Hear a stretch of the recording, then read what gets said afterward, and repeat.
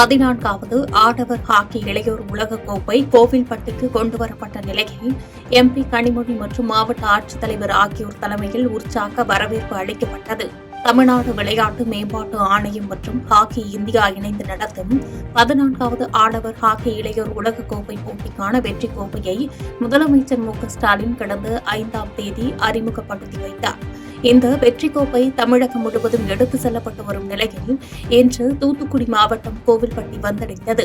கிருஷ்ணா நகரில் அமைந்துள்ள செயற்கை புல்வெளி ஹாக்கி மைதானத்தில் இந்த வெற்றி கோப்பையை கனிமொழி எம்பி வரவேற்று கோப்பையை அறிமுகப்படுத்திய அவர் சிறிது நேரம் ஹாக்கி விளையாடினார். இந்த நிகழ்வில் சட்டமன்ற உறுப்பினர்கள் மார்க்கண்டேயன், ஊர்வசி, அமிர்தராஜ் ஆகியோர் இருந்தனர். நல்ல திட்டங்களை செயல்படுத்தி மக்கள் விரும்பும் முதலமைச்சராக ஸ்டாலின் இருக்கிறார் என திருச்சியில் அமைச்சர் கே.என். நேரு செய்தியாளர்களை சந்தித்தார்.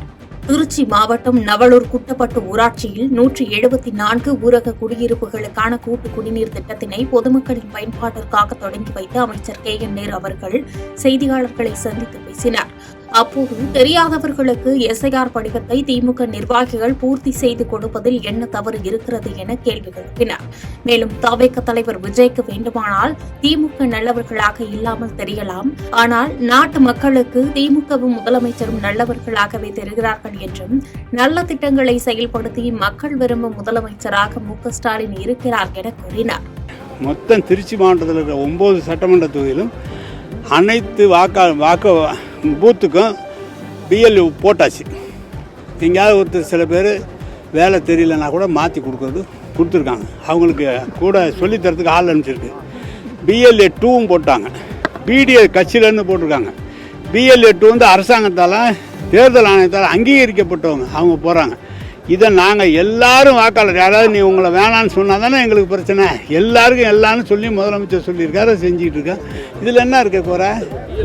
தமிழக பாஜக தலைவர் பதவி என்பது மியூசிக்கல் சேர் போன்றது என்று அமைச்சர் சேகர் பாபு விமர்சித்துள்ளார்.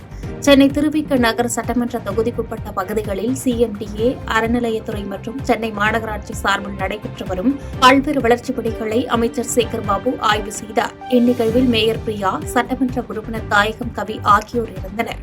தொடர்ந்து செய்தியாளர்களை சந்தித்த அமைச்சர் சேகர் பாபு 2026 சட்டமன்ற தேர்தலுக்கு பிறகு ஏற்படும் படு தோல்வியால் நயினார் நாகேந்திரனை டெல்லி பேக் செய்துவிடும் என்று விமர்சித்தார். மேலும் தமிழக பாஜக தலைவர் பதவி என்பது மியூசிக்கல் சேர் போன்றது என்று காட்டமாக பேசினார். 2.5 ஆண்டுகளா அல்லது இன்னும் 2 மாதங்களா என்பதை முடிவு செய்ய வேண்டியது டெல்லியிலே இருக்கின்ற ஓனர்கள் தான், அவரல்ல.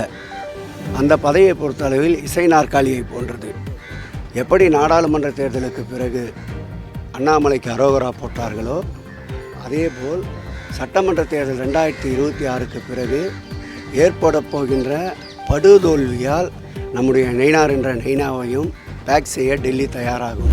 பண்ருட்டியில் மதுபோதையில் தாயை கொன்ற மகனை போலீசார் கைது செய்து நடவடிக்கை எடுத்துள்ளனர். கடலூர் மாவட்டம் பண்ருட்டி சேக்கிழார் தெருவை சேர்ந்த டேவிட் ராஜலட்சுமி தம்பதியின் மூத்த மகன் விஜய்.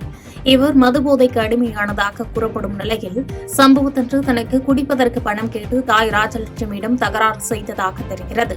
அப்போது ஆத்திரமடைந்த விஜய் வீட்டில் பயன்படுத்தி வந்த மைக்ரோ ஓவனால் தனது தாய் தலையில் கடுமையாக தாக்கியதில் அவர் சம்பவ இடத்திலேயே உயிரிழந்தார். தகவலின் பேரில் அங்கு விரைந்த போலீசார் தாய் உடலை கைப்பற்றியதோடு கொலை செய்த மகன் விஜயை கைது செய்தனர்.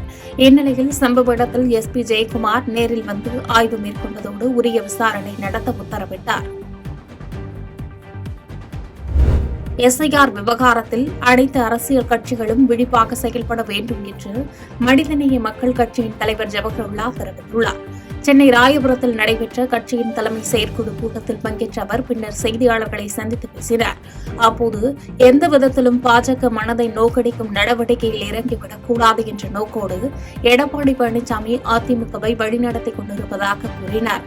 மேலும் பீகாரில் எஸ்ஐஆரில் பெரிய மோசடி நடந்திருப்பதாக குற்றம் சாட்டிய அவர் எஸ்ஐஆர் விவகாரத்தில் அனைத்து அரசியல் கட்சிகளும் விழிப்பாக செயல்பட வேண்டும் என்று கேட்டுக் கொண்டார்.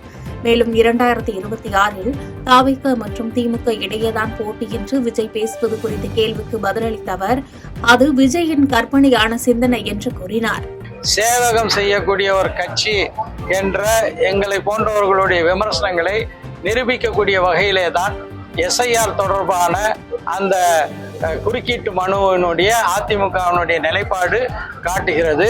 இன்றைக்கு பல மக்களுடைய வாக்குகளை பறிக்கக்கூடிய, பல தமிழ்நாட்டு மக்களுடைய வாக்குகளை பறிக்கக்கூடிய ஒரு சதி திட்டம் என்பதை புரிந்து கொண்டும் கூட பாஜகவை திருப்திப்படுத்த வேண்டும் என்ற ஒரே நோக்கத்தோடு எடப்பாடி பழனிசாமி அவர்களுடைய அதிமுக செயல்படுவது என்பது எம்ஜிஆரும் செல்வி ஜெயலலிதாவும் எடப்பாடி பழனிசாமியை மன்னிக்க மாட்டார்கள் என்றுதான் சொல்ல வேண்டும். வாணியம்பாடியில் திருமணத்திற்கு மீறிய விவகாரத்தில் மனைவி மற்றும் பிள்ளைகள் கண்முன்னே கணவன் தாக்கப்பட்டுள்ள சம்பவம் அப்பகுதியில் பெரும் பரபரப்பை ஏற்படுத்தியுள்ளது.